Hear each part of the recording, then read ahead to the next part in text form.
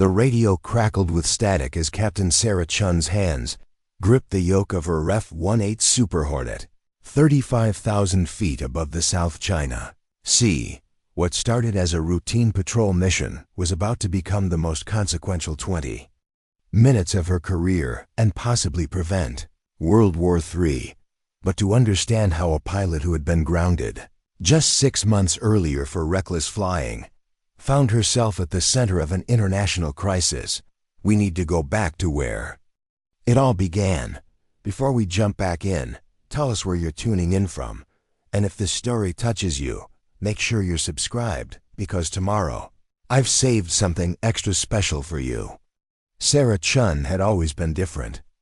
Growing up in a small town in Ohio, while other kids were playing video games or hanging out at the mall, Sarah was building model airplanes and devouring every aviation book she could get her hands on. Her bedroom walls were covered with posters of fighter jets, and she could identify aircraft by their engine sounds alone. Her parents, both school teachers, initially thought it was just a phase. They couldn't have been more wrong. At 17, Sarah was already breaking records at the local flying club, becoming the youngest person to solo in their Cessna 172. Her instructor, retired Air Force Colonel Mike Rodriguez, had seen thousands of student pilots over his 30-year career, but Sarah was something special. She didn't just fly the airplane. He would later tell reporters she became one with it. I've never seen anything like it. But Sarah's exceptional skills came with a price. She was aggressive, pushing boundaries that made her superiors nervous. During her time at the Naval Academy, she accumulated more disciplinary actions than almost any other cadet.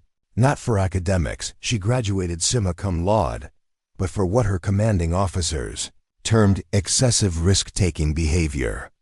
She would fly lower than regulations allowed, execute maneuvers that were technically beyond the aircraft specifications, and consistently push the envelope in ways that both impressed and terrified her instructors.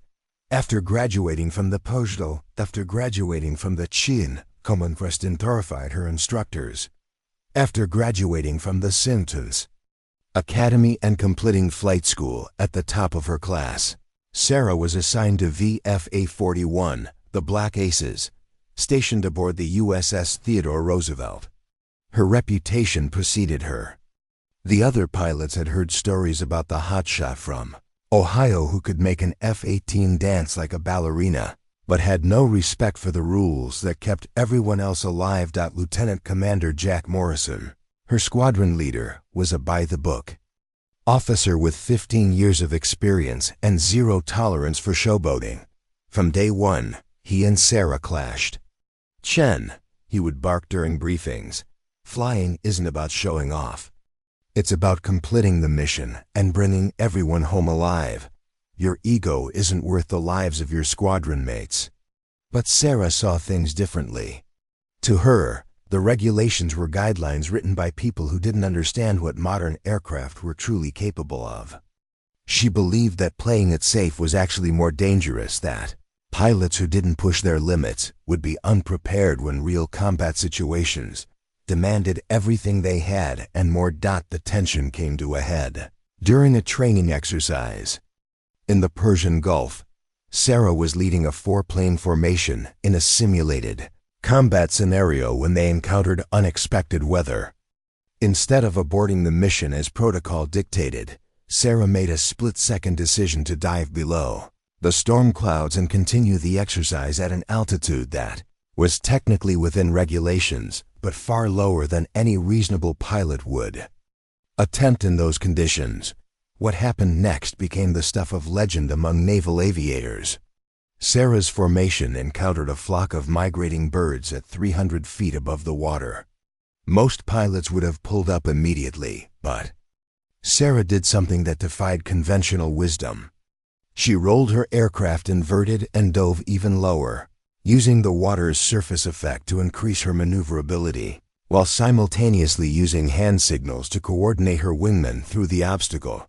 Not only did all 4 aircraft make it through unscathed, But they also completed their training objectives with such precision that the exercise controllers initially thought there had been a system malfunction. The maneuver Sarah executed should have been impossible according to the flight manual, yet she had pulled it off flawlessly while keeping her entire formation together. But Lieutenant Commander Morrison didn't see it as brilliant flying. He saw it as the final straw. Chun's reckless disregard for safety protocols endangered not just herself, but 3 other pilots, he wrote in his official report. Her continued presence in this squadron represents an unacceptable risk to personnel and equipment. The disciplinary hearing lasted 3 days.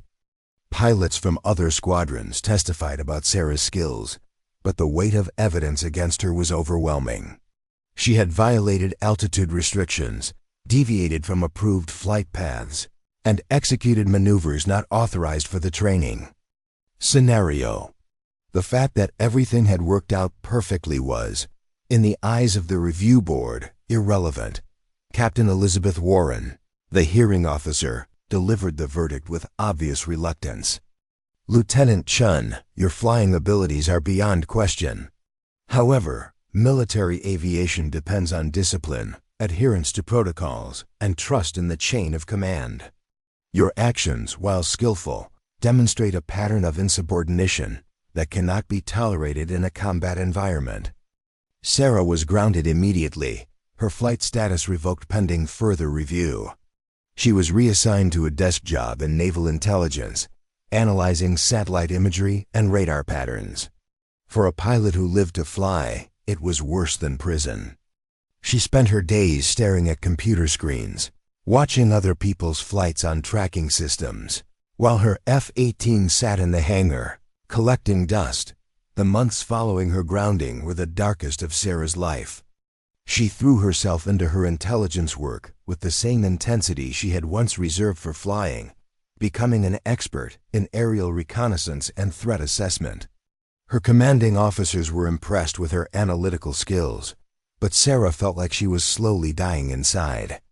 Every morning, she would drive past the flight line and see her squadron mates preparing for missions. She could only dream about joining. Her apartment near the base became a shrine to her flying career. Aviation magazines piled up unread, and her flight helmet sat on the kitchen counter like a relic from a previous life. She started running obsessively, sometimes 20 miles a day, trying to burn off the restless energy that had once been channeled into pulling G's at 30,000 feet. The other pilots in her squadron were divided about Sarah's grounding. Some, particularly the younger aviators, thought she was being unfairly punished for being exceptional.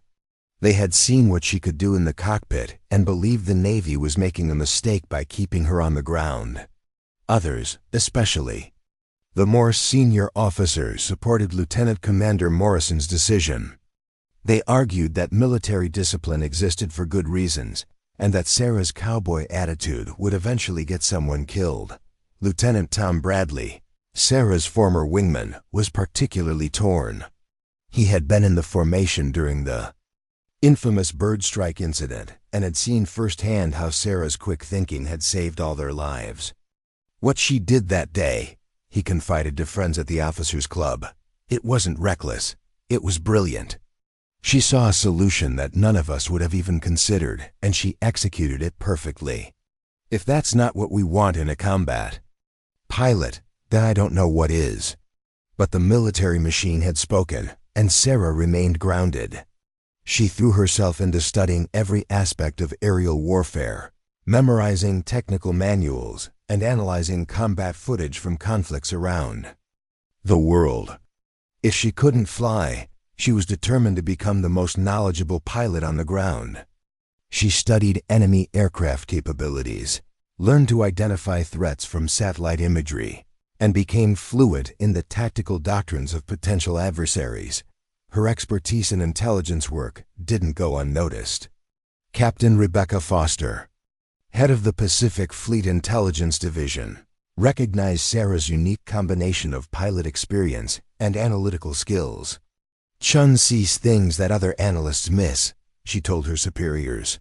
She understands aerial combat from the inside out. When she looks at enemy aircraft movements, she doesn't just see patterns, she sees intentions. As the months passed, international tensions began to escalate in the South China Sea. China had been increasingly aggressive in asserting territorial claims over disputed islands, and their air force had been conducting more frequent patrols in international airspace. Sarah, working in the intelligence center, was among the first to notice the pattern. Chinese aircraft were not just conducting routine patrols, they were probing American response times and capabilities. "Look at these flight patterns," Sarah told Captain Foster, pointing to a series of radar tracks on her computer screen. "They're not random. The Chinese are testing our reaction protocols. They send out a formation, we scramble interceptors, and they turn back just before entering our declared defense zone. But each time, they're getting a little bolder, staying out a little longer, coming a little closer." Captain Foster studied the data Sarah had compiled. The pattern was undeniably there, but it was subtle enough that other analysts had missed it. "What do you think they're building up to?" she asked. Sarah's expression was grim. "They're planning something big. These aren't training flights, they're reconnaissance missions. They're learning everything they can about our response capabilities, our timing, our weak points. When they finally make their move, they'll know exactly how we're going to react." The intelligence Sarah had gathered was forwarded up the chain of command, eventually reaching Admiral Thomas Harrison, commander of the Pacific Fleet. Harrison was a seasoned officer who had navigated numerous international crises, but the implications of Sarah's analysis were deeply troubling. If China was indeed planning some kind of major action in the South China Sea, it could easily escalate into a full-scale conflict. Meanwhile, Sarah's personal life was falling apart. The woman who had once been the life of every squadron party now spent her evenings alone in her apartment, replaying old flight footage and wondering if she would ever get back in the cockpit. Her relationship with her parents became strained as they struggled to understand why their daughter, who had always been so driven and successful, seemed to be spiraling into depression. That her only solace came from the occasional email from Colonel Rodriguez, her old flight instructor, who had followed her career with paternal interest. "Sarah," he wrote in one message, "I know this is a difficult time, but I believe everything happens for a reason. The skills you're developing now, the knowledge you're gaining, it's all preparing you for something important. Stay ready." But staying ready was becoming increasingly difficult. Sarah's flight certification was due to expire soon, and without regular flying time, she would lose her qualifications entirely. The thought of becoming permanently grounded was almost unbearable. She had worked so hard to become a naval aviator, sacrificed so much to earn her wings, and now it all seemed to be slipping away because of one moment of what others called recklessness, but she knew was necessary innovation. As summer turned to fall, the intelligence picture in the South China Sea continued to deteriorate. Chinese military exercises were becoming more frequent and more aggressive. Sarah's analysis showed a clear pattern of escalation, but her warnings seemed to fall on deaf ears. She was just a grounded pilot working in intelligence who was going to listen to her predictions about international affairs. The breakthrough came on a gray October morning when Sarah was analyzing overnight surveillance data from a network of listening posts scattered across the Pacific. She had been tracking Chinese naval movements for weeks, noting subtle changes in their patrol patterns and communication protocols. What she discovered that morning made her blood run cold. "Captain Foster," Sarah called across the intelligence center, her voice tight with urgency. "You need to see this immediately." Captain Foster hurried over to Sarah's workstation, where multiple screens displayed satellite imagery, radio intercepts, and flight tracking data. Sarah's hands moved quickly across the keyboard, pulling up different datasets and overlaying them on a regional map. For the past 6 weeks, Chinese forces have been conducting what they've publicly described as routine training exercises. Sarah began, highlighting various positions on the map, but look at the actual positioning. These aren't training formations, they're surrounding the Paracel Islands in a classic encirclement pattern. Foster studied the display, her expression growing more serious with each passing moment. The Chinese had positioned naval vessels, aircraft, and ground-based missile systems in what appeared to be a coordinated operation, designed to establish complete control over a strategically vital shipping lane. There's more, Sarah continued, pulling up communication intercepts. Our signals intelligence has been picking up increased chatter between Chinese military units, but it's all been coded. However, I've been tracking the timing and frequency of these communications, and they correlate exactly with known preparation phases for major military operations. The implications were staggering. If China was indeed preparing to seize control of the Paracel Islands and the surrounding waters, it would represent the most significant challenge to international maritime law in decades. More importantly, it would put them in direct conflict with American forces operating in the region. Captain Foster immediately contacted Admiral Harrison's staff, requesting an emergency briefing. Within 2 hours, Sarah found herself in the Admiral's conference room, surrounded by senior officers whose collective experience spanned decades of naval operations. She had never briefed at this level before, and the weight of the moment was not lost on her. Admiral Harrison was an imposing figure, tall and stern, with steel-gray hair and eyes that seemed to see straight through people. He listened without interruption as Sarah presented her analysis, occasionally nodding or asking for clarification on technical points. When she finished, the room fell silent. "Lieutenant Chen," the Admiral said finally, "your analysis suggests that we're potentially looking at the opening moves of a major international incident. That's a serious accusation to level against a nuclear power." Sarah met his gaze steadily. "Sir, the data doesn't lie. The Chinese have been systematically positioning assets for what can only be described as a territorial seizure operation. Based on their current deployment patterns and communication activity, I estimate they're planning to act within the next 72 hours. The Admiral turned to his intelligence chief, Captain Foster. "Rebecca, what's your assessment of Lieutenant Chen's analysis?" "Sir, I've reviewed her work extensively. The pattern recognition is solid, the data correlation is sound, and her tactical assessment aligns with everything we know about Chinese military doctrine. I believe her conclusions are accurate." A heated discussion followed among the senior staff.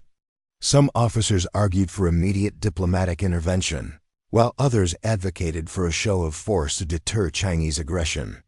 Throughout the debate, Sarah remained silent, acutely aware that she was the most junior person in the room and that her opinion would not be welcomed unless specifically requested. Finally, Admiral Harrison made his decision. "We'll increase our patrol presence in the area and put our forces on heightened alert status. If the Chinese are planning something, they'll know we're watching." He turned to Sarah. "Lieutenant, I want you to continue monitoring the situation and report any changes immediately. Your analysis may have just prevented a major international incident from catching us completely off guard." As the meeting broke up, Sarah felt a mixture of pride and anxiety. Her intelligence work was finally being taken seriously at the highest levels, but the implications of her discoveries were terrifying. If she was right, the next few days could see the beginning of the most significant military confrontation between superpowers since the Cold War. That evening, Sarah returned to her apartment emotionally drained, but more energized than she had felt in months. For the first time since her grounding, she felt like she was making a real contribution to her country's defense. Her phone rang just as she was settling down with a cup of coffee and the latest intelligence reports. "Sarah, it's Colonel Rodriguez." Her old instructor's voice sounded urgent. "I just heard through the grapevine about your briefing today. Word is spreading through the aviation community about what you've uncovered." Sarah was surprised. "How did you hear about that, sir?" "The briefing was classified." Rodriguez chuckled. "Honey, the military is a small world, especially among pilots. When a grounded aviator potentially prevents World War III with intelligence analysis, people talk. But that's not why I'm calling." Sarah's heart rate quickened. "What is it, sir?" "There's something happening, Sarah. I can't give you details over the phone, but there are people in very high places who are reconsidering certain personnel decisions. Keep your flight gear ready." The line went dead, leaving Sarah staring at her phone in disbelief. Could it be possible that her grounding was about to be reversed? After months of desk duty and bureaucratic punishment, was she finally going to get her wings back? Outside her window, she could hear the distant sound of jets taking off from the carrier, and for the first time in months, that sound filled her with hope rather than despair. The next morning brought news that validated Sarah's worst fears. Chinese naval forces had begun moving into position around the Paracel Islands, and their air force was conducting unprecedented numbers of training flights in international airspace. The situation was escalating exactly as Sarah had predicted, but the speed of the Chinese deployment caught even her by surprise. Admiral Harrison called an emergency staff meeting at 0600 hours. Sarah arrived at the intelligence center to find it buzzing with activity. Analysts were working around the clock, updating threat assessments and tracking Chinese military movements in real time. Captain Foster met her at the door with a grim expression. "It's happening faster than we anticipated," Foster said, leading Sarah to a secure briefing room. "The Chinese have deployed 3 carrier battle groups and are establishing what they're calling security zones around disputed territories. They've already warned civilian shipping to avoid the area." Sarah studied the latest satellite imagery, her heart sinking as she recognized the tactical formation the Chinese had adopted. "Captain, this isn't just a territorial grab anymore. Look at these positioning patterns. They're preparing for a possible confrontation with our forces. They're not just taking the islands. They're setting up to defend them against any American response." The briefing with Admiral Harrison was tense. Intelligence reports were flowing in from multiple sources, all confirming that the Chinese were implementing a carefully planned operation that had been months in the making. What made the situation particularly dangerous was that both sides were now operating in the same disputed waters, with hair-trigger alert status and orders to defend their respective territorial claims. "The diplomatic channels are working overtime," Admiral Harrison informed his staff, "but the Chinese are maintaining that this is purely a domestic security operation within their territorial waters. They're refusing to acknowledge that they're operating in international space." Commander James Peterson, the fleet operations officer, raised the question everyone was thinking. "Sir, what are our rules of engagement if Chinese aircraft approach our patrol zones?" The Admiral's expression was grave. "We maintain our position and defend our right to operate in international waters. But gentlemen and lady, let me be crystal clear. The wrong move by either side could start a shooting war between nuclear powers. Every decision we make in the next few days needs to be absolutely perfect." As the briefing concluded, Admiral Harrison approached Sarah privately. "Lieutenant, your analysis has been spot on so far. I need you to continue monitoring the Chinese patterns and give me advance warning of any tactical changes. Your insights might be the only thing standing between us and a major international conflict." Sarah spent the rest of the day immersed in intelligence data, tracking Chinese aircraft movements and communication patterns. What she discovered was both fascinating and terrifying. The Chinese were using their civilian aviation infrastructure to mask military movements, routing fighter aircraft through commercial flight corridors and using civilian airports as forward staging areas. "They're brilliant," she admitted to Captain Foster. By mixing military and civilian assets, they're making it almost impossible for us to track their true capabilities. We don't know how many combat aircraft they actually have in the region because half of them are disguised as commercial flights. That evening, Sarah was working late in the intelligence center when her secure phone rang. The caller ID showed Admiral Harrison's personal line, which was unusual for the late hour. "Lieutenant Chen, report to my office immediately," the admiral's voice was terse. Sarah made her way through the darkened corridors of the command center, wondering what new development had occurred. When she entered the admiral's office, she was surprised to find Colonel Rodriguez waiting alongside several other senior officers she didn't recognize. "Sarah," Admiral Harrison began, "I'm going to be direct. The situation in the South China Sea has reached a critical juncture. Intelligence indicates that the Chinese are planning a major provocation within the next 24 hours, something designed to test our resolve and possibly trigger an overreaction on our part." Colonel Rodriguez stepped forward. "Sarah, your flight status review has been expedited and completed. As of tonight, you're cleared for flight operations." He handed her a sealed envelope. "Your new assignment papers." Sarah's hands trembled slightly as she opened the envelope. Inside was an order assigning her to VFA 41, her old squadron, with immediate effect. But there was more. She was being assigned as mission commander for a special reconnaissance operation scheduled for the following morning. "Sir," Sarah said, looking up at Admiral Harrison, "I don't understand.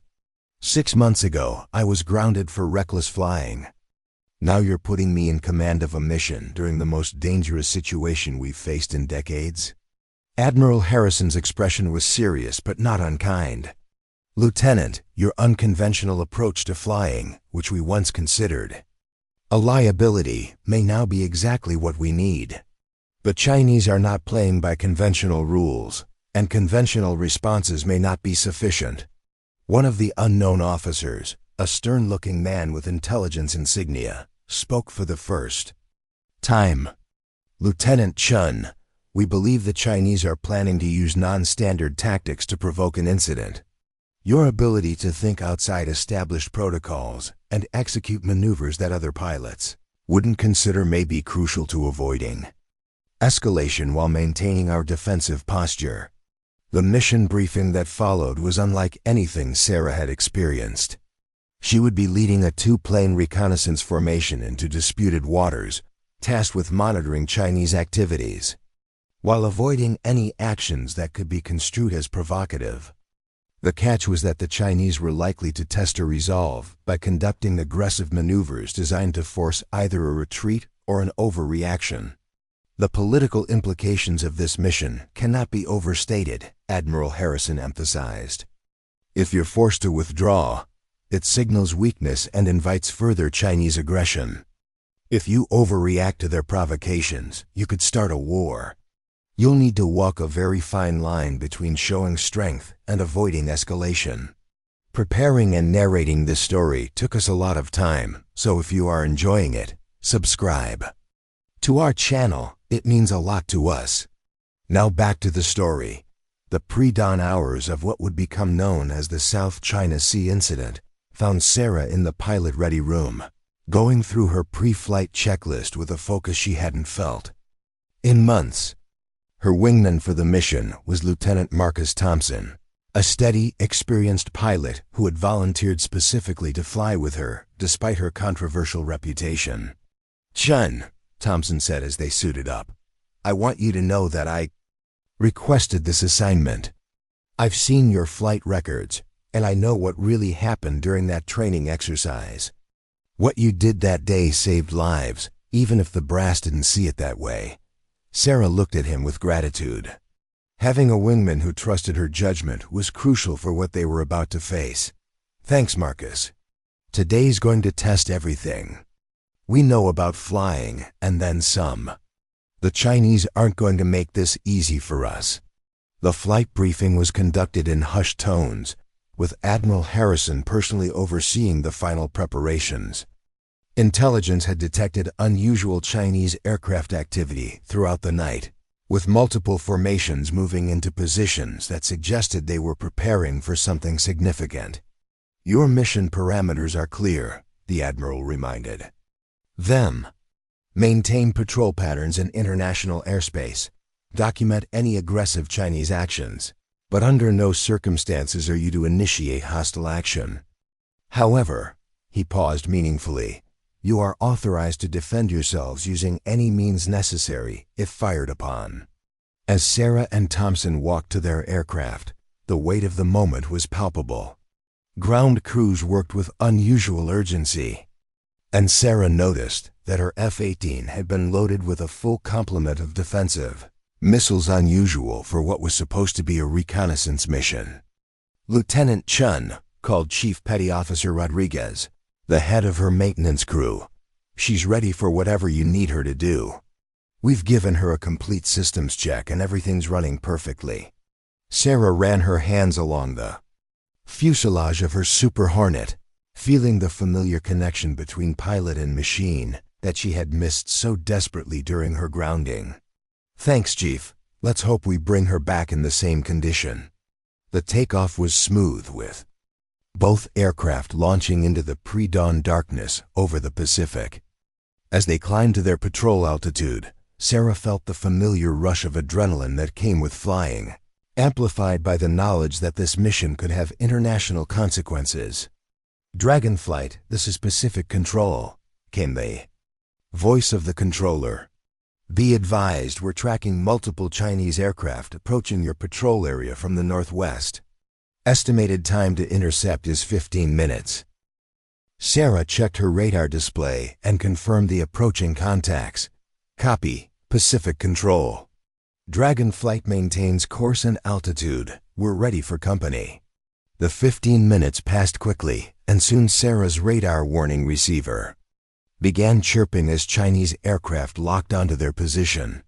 Through her radio, she could hear Chinese controllers directing their aircraft in Mandarin, a language she had studied during her intelligence assignment. "Dragon 2, stay close," Sarah transmitted to Thompson. "They're going to try to force us out of the area through intimidation. Don't let them rattle you." The first Chinese aircraft appeared as a dot on the horizon, rapidly growing larger as it approached at high speed. Sarah recognized it immediately as a J-11 fighter, the Chinese version of the Russian Su-27. It was a formidable aircraft, capable of matching the Super Hornet in most performance categories.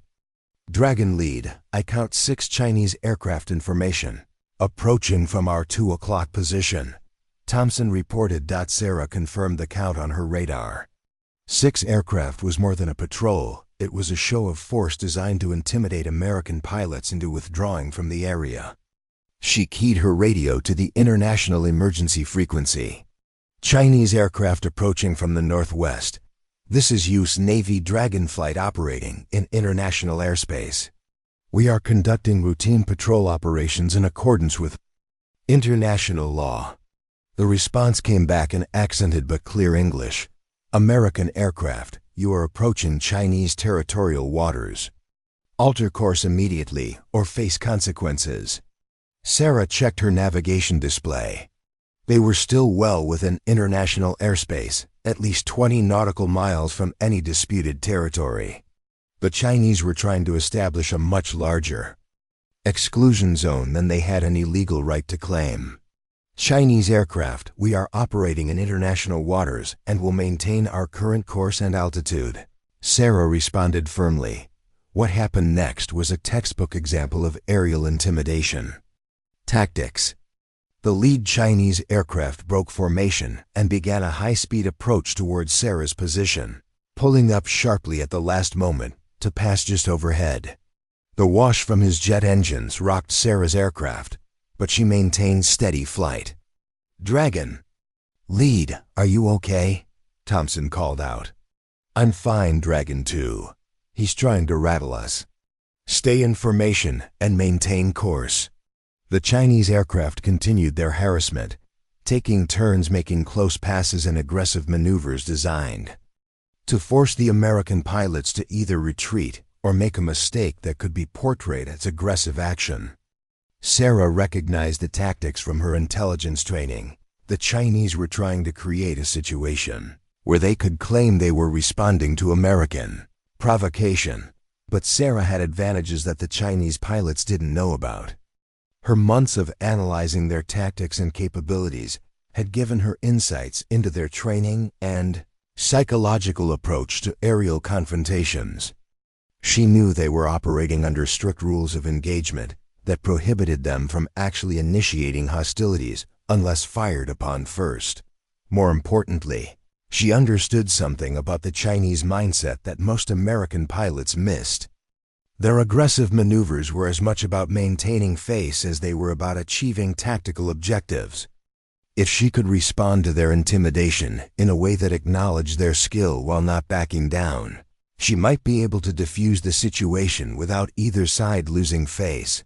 The aerial ballet continued for nearly an hour, with Chinese aircraft taking turns making increasingly aggressive passes at the American formation.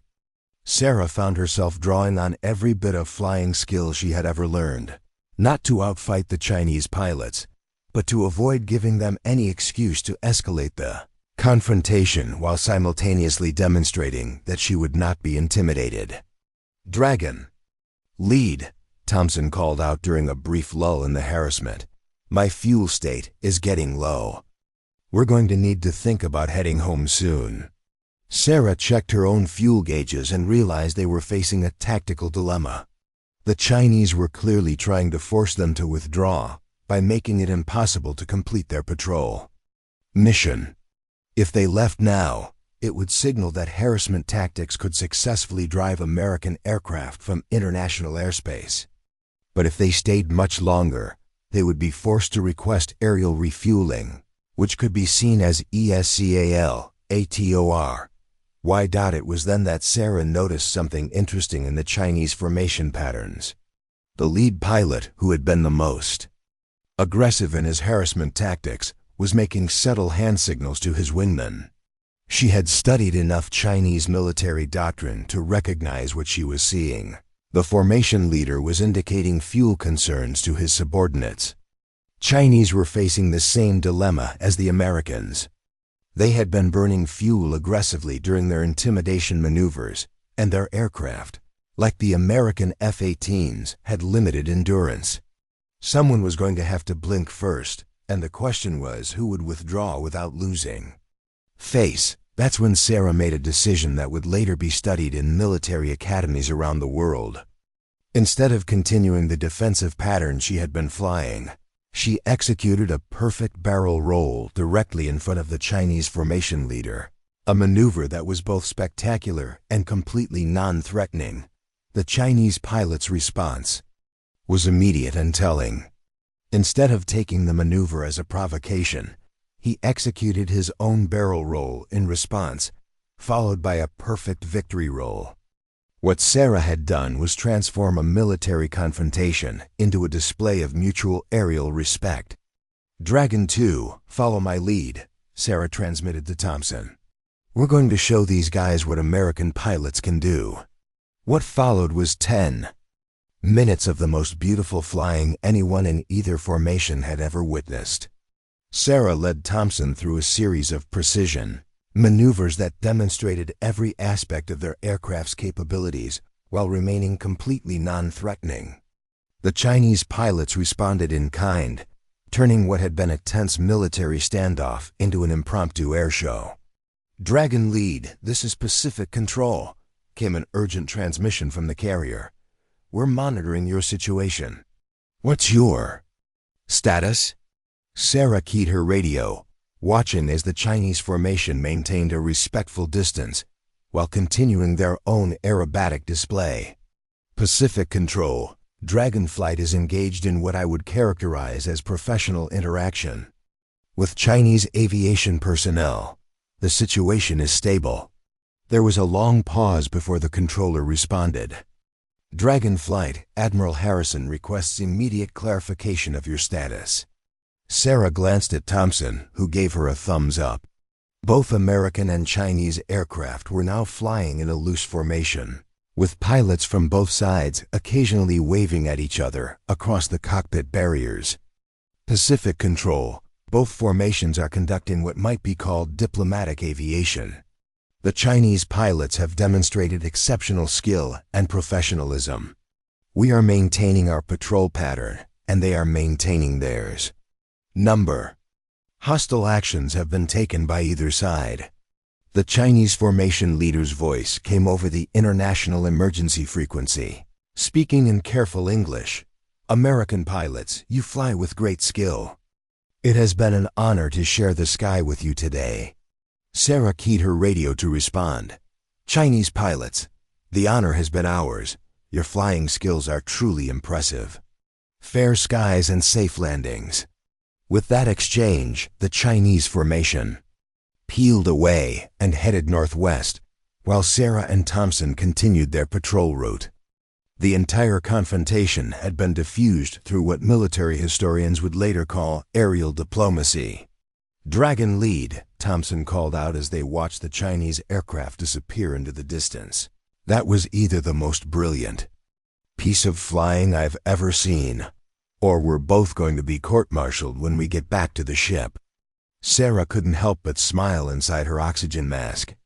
"Marcus, sometimes the best way to avoid a fight is to show your opponent that you respect their skills while making it clear you're not afraid of them. Those Chinese pilots are just like us professionals who want to complete their mission and get home safely." The flight back to the carrier was uneventful, but Sarah's radio was busy with transmissions from Pacific Control requesting detailed reports of the encounter. It was clear that the unusual resolution of what could have been a major international incident was being monitored at the highest levels of both governments. As they approached the carrier for landing, Sarah reflected on how different this mission had been from what anyone had expected. Instead of a tense military confrontation that could have sparked an international crisis, it had become a demonstration of professional respect between pilots who happened to serve different nations. "Dragon flight, you are cleared for approach," came the landing signal officer's voice. "Admiral Harrison wants to see both pilots immediately upon landing." Sarah lined up for her approach to the carrier deck, wondering what kind of reception awaited her. Had she successfully diffused a dangerous situation, or had she exceeded her authority in ways that would end her career? In a few minutes, she would find out whether her unconventional approach to the Chinese confrontation would be seen as brilliant diplomacy or career-ending insubordination. The deck of the USS Theodore Roosevelt appeared ahead, and Sarah prepared for what might be either the most important landing of her career or her last. Landing as a naval aviator. The trap on the USS Theodore Roosevelt caught Sarah's F-18 with the familiar jarring deceleration that every carrier pilot knew by heart. As she taxied to her parking spot, she could see Admiral Harrison and a group of senior officers waiting on the deck, an unusual sight that meant this debrief was going to be anything but routine. Ground crews swarmed her aircraft as she shut down the engines, but Sarah noticed something different in their expressions. Instead of the usual professional efficiency, there was curiosity and what looked almost like admiration in their eyes. Word of what had happened during the patrol had clearly spread throughout the ship. "Ma'am," Chief Petty Officer Rodriguez said as Sarah climbed down from her aircraft, "the Admiral wants to see you in flag plot immediately." "And ma'am," he paused, looking almost embarrassed, "what you did out there, that took real guts and real smarts." Sarah made her way through the ship's corridors, still wearing her flight suit and carrying her helmet. Sailors she passed seemed to stop and stare, and she caught fragments of whispered conversations about the pilot who prevented World War III with a barrel roll. Flag plot, the Admiral's command center, was buzzing with activity when Sarah arrived. Multiple screens displayed real-time intelligence feeds from the South China Sea, and she could see that Chinese forces were beginning to pull back from their aggressive positions around the Paracel Islands. Admiral Harrison looked up as she entered, his expression unreadable. "Lieutenant Chen, take a seat. We need to discuss what happened out there." Sarah sat down, acutely aware that Thompson had arrived moments after her, and that several other senior officers were present, including Captain Foster from Intelligence and Commander Peterson from Fleet Operations. "Lieutenant," Admiral Harrison began, "what you did today was either a stroke of genius or a complete violation of your mission parameters. I'm still trying to decide which." Before Sarah could respond, a communications officer approached the Admiral with a message. "Sir, urgent communication from the Pentagon. Secretary of Defense wants a direct briefing on the South China Sea incident within the hour." Admiral Harrison read the message quickly, then looked back at Sarah. "Lieutenant, it appears that your little aerial ballet has attracted attention at the highest levels of government. The Chinese have issued a statement calling today's encounter an example of professional military cooperation, and have announced they're scaling back their operations in the disputed areas." Sarah felt a wave of relief wash over her, but Admiral Harrison wasn't finished. "However," he continued, "what you did was not in your mission briefing. You were instructed to avoid provocative actions, and executing aerobatic maneuvers in front of Chinese military aircraft could certainly be construed as provocative." Commander Peterson leaned forward. "Admiral, if I may, the results speak for themselves. Lieutenant Chen managed to defuse what could have been a major international incident without firing a shot or retreating from our position. The Chinese response suggests they viewed her actions as respectful rather than provocative." Captain Foster added her perspective. "Sir, Lieutenant Chen's understanding of Chinese military culture and psychology, gained during her intelligence assignment, clearly informed her decision-making. She recognized that the Chinese pilots were operating under similar constraints to ours and found a way to acknowledge their professionalism while maintaining our mission objectives." Admiral Harrison studied Sarah for a long moment. "Lieutenant, explain your thinking. Why did you decide to turn a military patrol into an air show?" Sarah took a deep breath. "Sir, my months in intelligence taught me that the Chinese military values face and professional respect above almost everything else. The pilots I encountered today were skilled professionals who were following orders, just like we were. By demonstrating respect for their abilities while showing that we weren't intimidated, I hoped to create a situation where both sides could complete their missions without anyone losing face."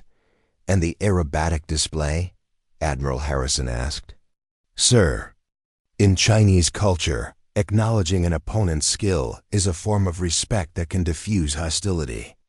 When I executed that first barrel roll, I was essentially saying, 'I see that you're a skilled pilot, and I respect that skill.' When the Chinese pilot responded in kind, he was saying the same thing back to me." Lieutenant Commander Morrison, Sarah's former squadron leader who had been quietly observing the proceedings, spoke up for the first time. "Admiral, I have to admit that Lieutenant Chen's actions, while unconventional, demonstrated exactly the kind of thinking we need in our pilots.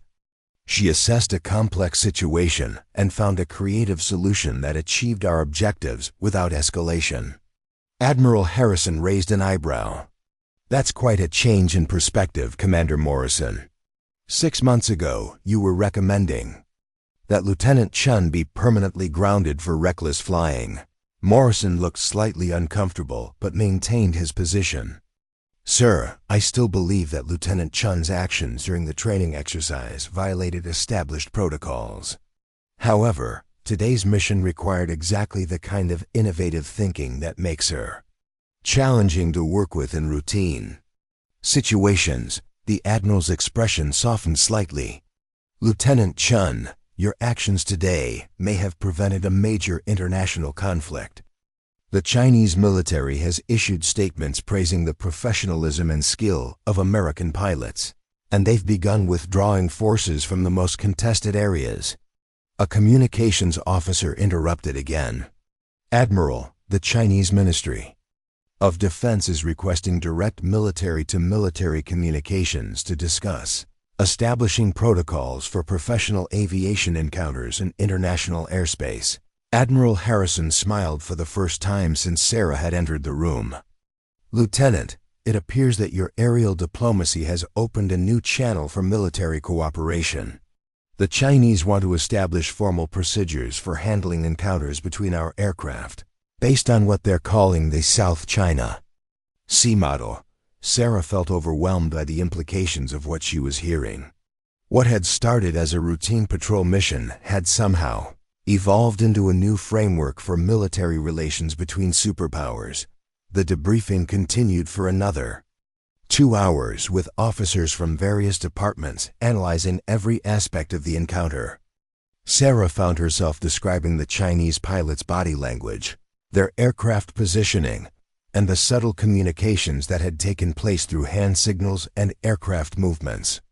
The lead Chinese pilot was extremely skilled, Sarah explained to the assembled officers. His aircraft handling was flawless, and his formation leadership was textbook perfect. But more importantly, he was clearly looking for a way to complete his mission without forcing a confrontation. When I offered him a face-saving way to demonstrate Chinese aviation capabilities, he took it. Captain Foster was taking detailed notes. This intelligence about Chinese pilot training and tactical psychology is invaluable.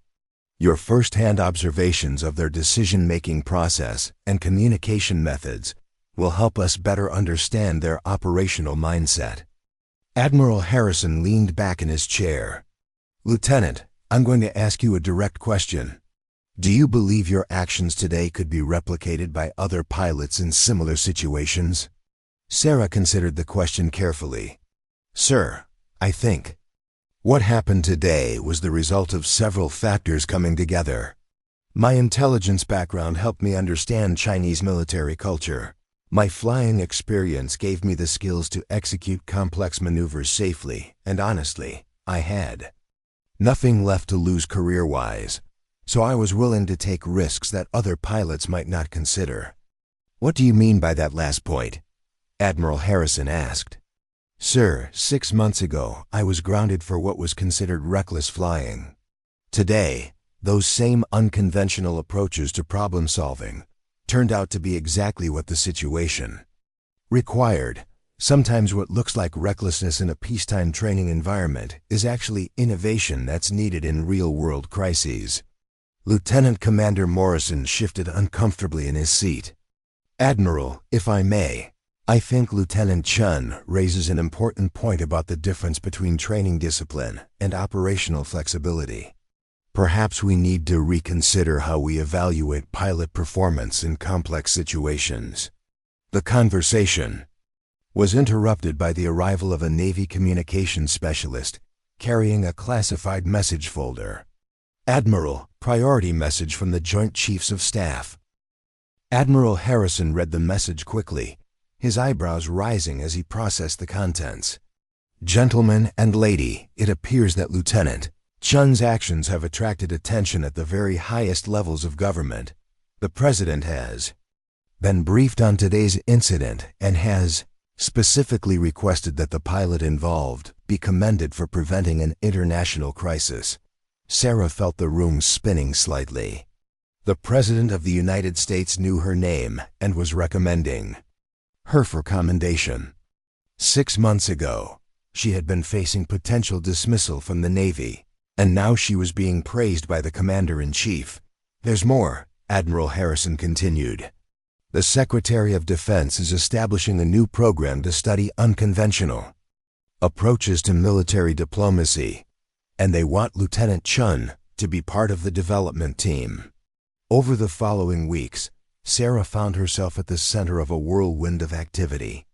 Military analysts from around the world studied the South China Sea incident, trying to understand how a potentially catastrophic military confrontation had been transformed into a model for international cooperation.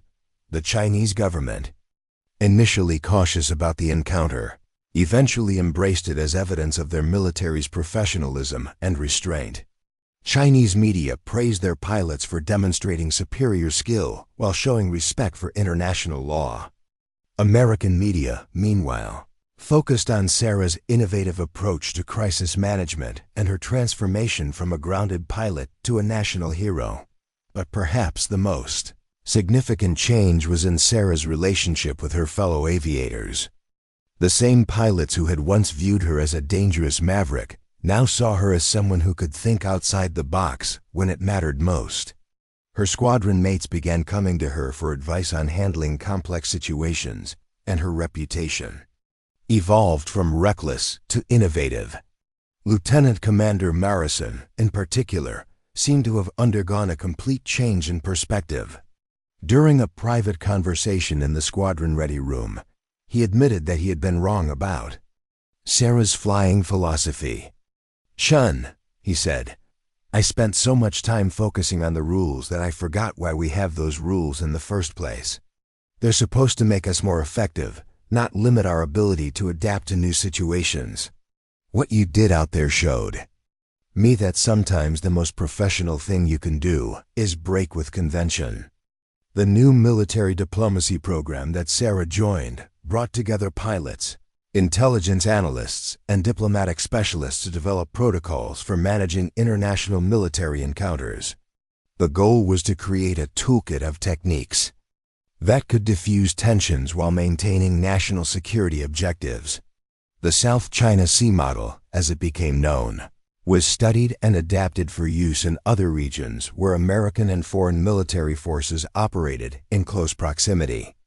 The core principle was simple: acknowledge the professionalism of potential adversaries while demonstrating your own capabilities and resolve. Sarah found herself traveling to military installations around the world, briefing pilots and commanders on the psychological and cultural factors that had to be considered when encountering foreign military forces. Her combination of practical flying experience and intelligence analysis made her uniquely qualified to teach others how to read situations and respond appropriately. But the most rewarding aspect of her new role was the impact it had on preventing other potential conflicts. Over the following months, several incidents that could have escalated into serious international confrontations were successfully diffused using techniques derived from Sarah's encounter with the Chinese pilots. A year after the South China Sea incident, Sarah was promoted to lieutenant commander and given command of her own squadron. The citation for her promotion specifically mentioned her innovative approach to crisis management and her contributions to international military cooperation. The transformation in Sarah's career was remarkable, but it was the personal growth that truly defined her journey from a grounded pilot to a respected leader. As the first anniversary of the South China Sea incident approached, Sarah found herself reflecting on how much her understanding of leadership and responsibility had evolved. Her new squadron, the F-18, the Mighty Shrikes, was composed of young pilots who reminded her of herself at their age, talented, aggressive, and sometimes too eager to prove themselves. The difference was that Sarah now understood the delicate balance between pushing boundaries and maintaining the discipline essential for military operations. "The key," she told her pilots during a squadron meeting, "is knowing when to follow the rules and when the situation demands something different. Rules exist to keep us safe and effective, but blind adherence to protocol can sometimes be more dangerous than calculated risk-taking." Lieutenant Jessica Wong, one of Sarah's newest pilots, raised her hand. "Ma'am, how do you know when a situation calls for breaking with standard procedures?"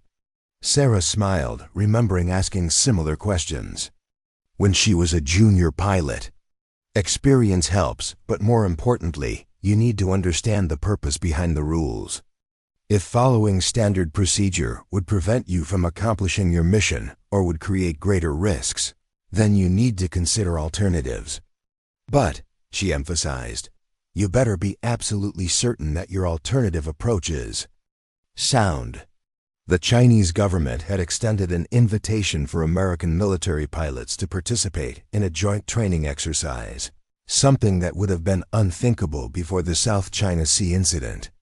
Sarah was selected to lead the American delegation, Marking another first in her increasingly remarkable career, the joint exercise took place at a Chinese naval aviation facility, where Sarah found herself face to face with Colonel Wei Ling, the Chinese pilot who had led the formation she had encountered over the South China Sea. The meeting was both professional and surprisingly warm. "Commander Chen," Colonel Wei said through a translator, "it is an honor to meet the pilot whose creativity prevented what could have been a tragic misunderstanding between our nations." Sarah responded through her own translator, "Colonel Wei, the honor is mine. Your professionalism and skill during our encounter made it possible to find a peaceful solution." The joint training exercises were a revelation for pilots from both nations.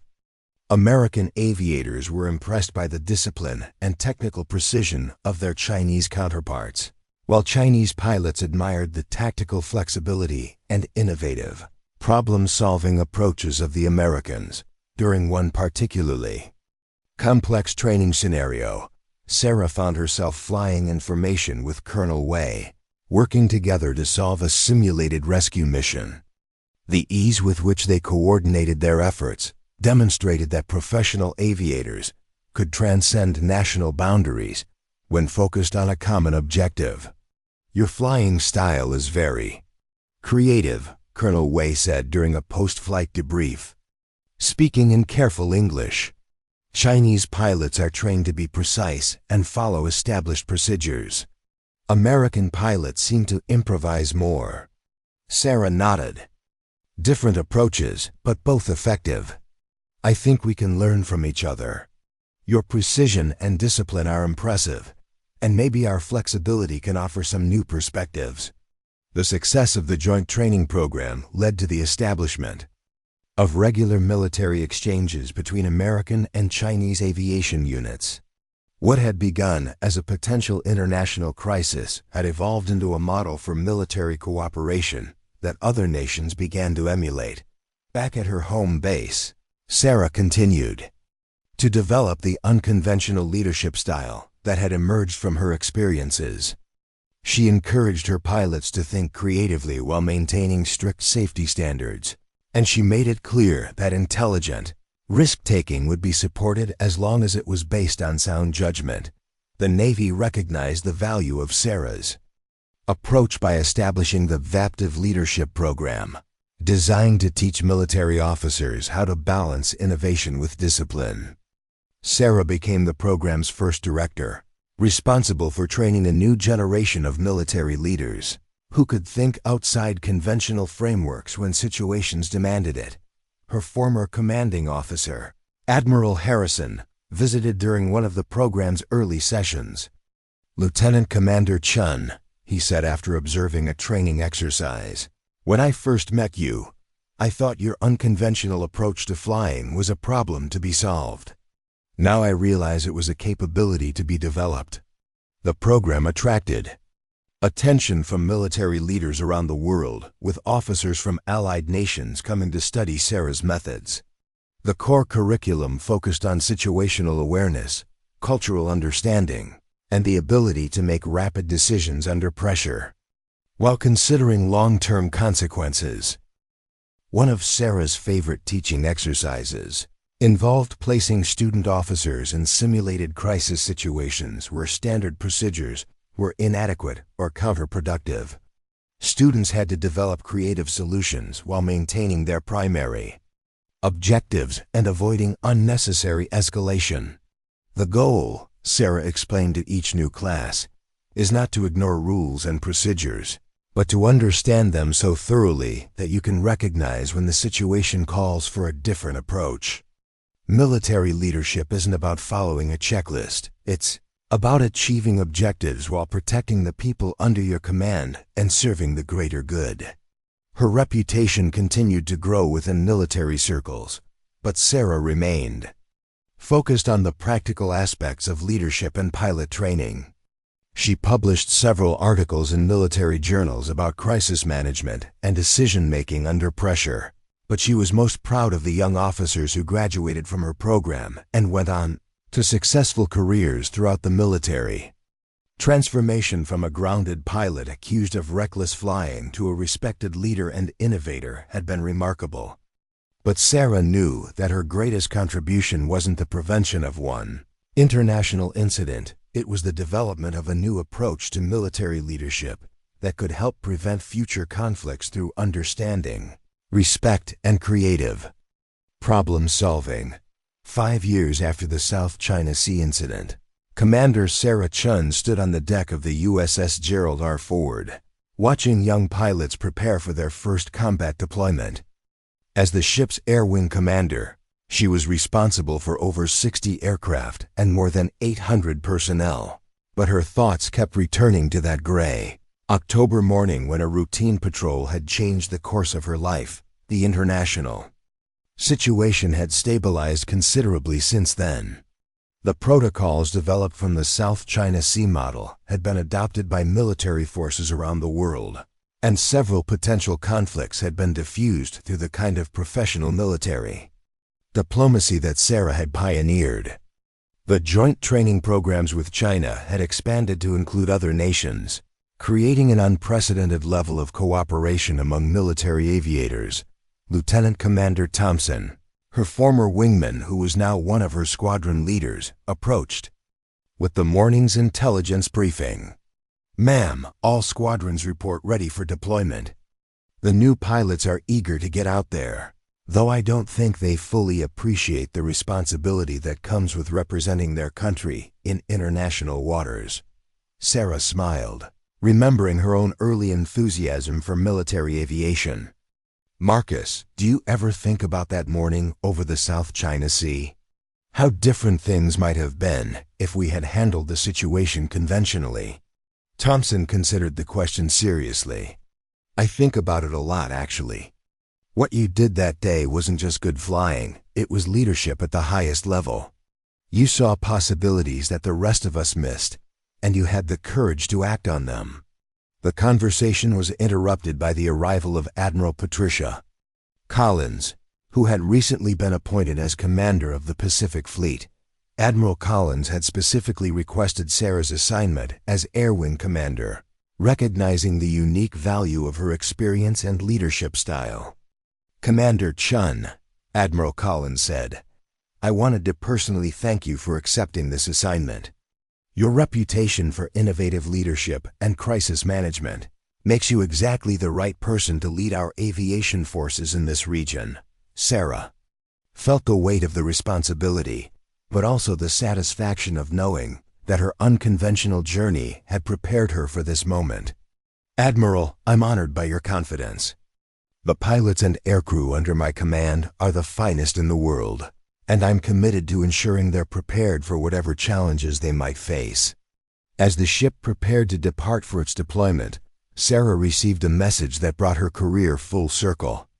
The message was from Colonel Wei Ling, now a general in the Chinese Air Force, congratulating her on her promotion and expressing hope that their paths would cross again during the deployment. The irony wasn't lost on her. The Chinese pilot she had once faced in a tense military confrontation was now a colleague in the ongoing effort to maintain peace and stability in the region. Their professional relationship had evolved into mutual respect and cooperation, serving as a model for how former adversaries could work together for common interests. During the deployment ceremony, Sarah addressed the assembled aircrew and their families. 5 years ago, I was a grounded pilot facing the end of my career because I was considered too unconventional for military aviation. Today, I stand before you as your Air Wing Commander, responsible for some of the most advanced aircraft and skilled pilots in the world." She paused, looking out at the faces of young aviators who reminded her so much of herself at their age. "The lesson I want you to take from my journey is this: excellence in military service isn't just about following orders or executing procedures perfectly. It's about understanding your mission so deeply that you can adapt to any situation while never losing sight of your core values and objectives." The ship's departure was marked by the traditional flyover, with Sarah leading a formation of F-18 Super Hornets in a perfect diamond pattern above the carrier. As they climbed into the morning sky, she reflected on the journey that had brought her from a small town in Ohio to command of one of the Navy's premier aviation units. The months that followed were challenging but rewarding. Sarah's Air Wing conducted operations throughout the Pacific, maintaining the delicate balance between showing strength and avoiding provocation. Her approach to leadership, emphasizing both discipline and creative problem-solving, proved effective in the complex international environment they operated in.